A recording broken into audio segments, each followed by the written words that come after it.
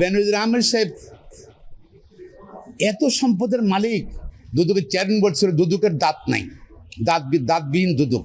এই সরকার ক্ষমতা থাকতেই তার পরিণতি দেখেন। আরেকজন বাকি আছে সেই সময় প্রধান নির্বাচন কমিশনার জেনারেল আদিজকে আমেরিকান স্যাংশন দিয়েছে। কি জন্য দিয়েছে, কেন দিয়েছে তো তারাই জানে। তবে সরকারের পক্ষ থেকে বলা হচ্ছে, পররাষ্ট্রমন্ত্রীর পক্ষ থেকে বলা হচ্ছে যে ভিসা নীতি নয়, অন্য কোনো কারণে। অন্য কারণ কি দুর্নীতি না অন্য কোনো কারণ? দুদক তো কোনো কথা বলছে না। আর বেনজির আহমেদ সাহেব এত সম্পদের মালিক, চিন্তা করা যায়? এই সবই কিন্তু 18 সালে এই সরকারকে বর্তমান সরকার অবৈধভাবে নির্বাচন করে দিয়েছে, পুলিশ বাহিনীকে ব্যবহার করে এবং আমাদের আইন শৃঙ্খলা বাহিনীকে ব্যবহার করে। এই দুটো দেখেন, এই সরকার ক্ষমতা থাকতেই তার পরিণতি দেখেন। আরেকজন বাকি আছে সেই সময় প্রধান নির্বাচন কমিশনার। এরপরে আসবে, আমি মনে করি তারও সম্পদ হিসাব দেখা উচিত। দেখুন, তারও এরকম অনেক অবৈধ সম্পদ আছে।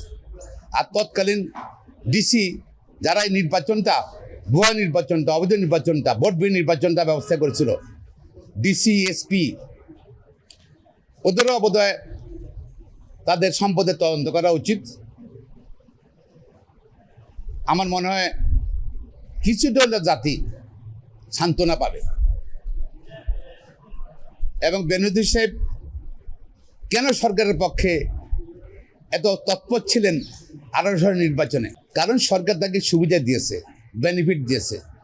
একটা পুলিশ অফিসার তো এত টাকার মালিক হওয়ার কথা না, এত সম্পদের মালিক হওয়ার কথা না। তারপর আমি কিন্তু ভয় পাচ্ছি শেষ পর্যন্ত সরকার আবার তাদের রক্ষা করে কিনা। আওয়ামী লীগ সরকার একটা গুণ আছে, যারা তাদেরকে সাহায্য করে অবৈধ কোনো কাজে, বিশেষ করে নির্বাচনে, ওদেরকে প্রতিদান দেয়। প্রতিদানটা হয়তো শেষ পর্যন্ত কি আবার তাদেরকে খালাস করে দেয় নাকি। দুদক থেকে যদিও সিজ করেছে সম্পত্তি, শেষ পর্যন্ত দুদক কি করে, কারণ দুদকের বিশ্বাস করতে পারবেন না।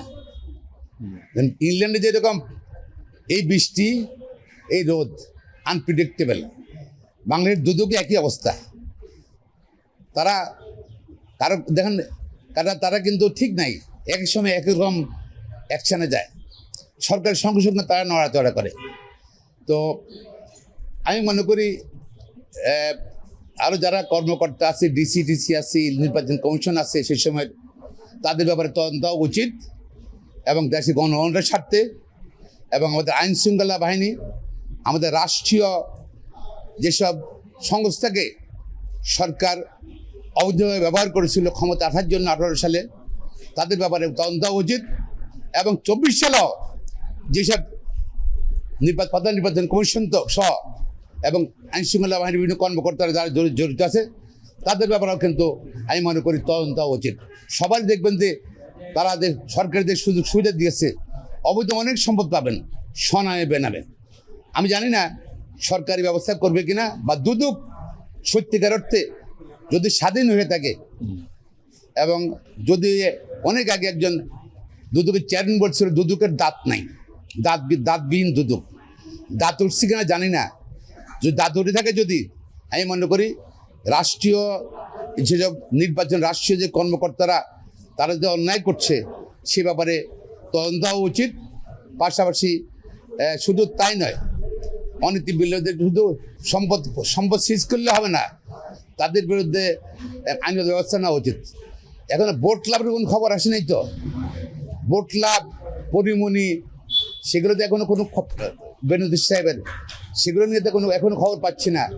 আমরা জাতীয় অপেক্ষা করতেছি ভোট লাভে কি হচ্ছে না হচ্ছে, ভোট লাভের মালিকানা কে, কি করছে না করছে, সেগুলো জানার জন্য।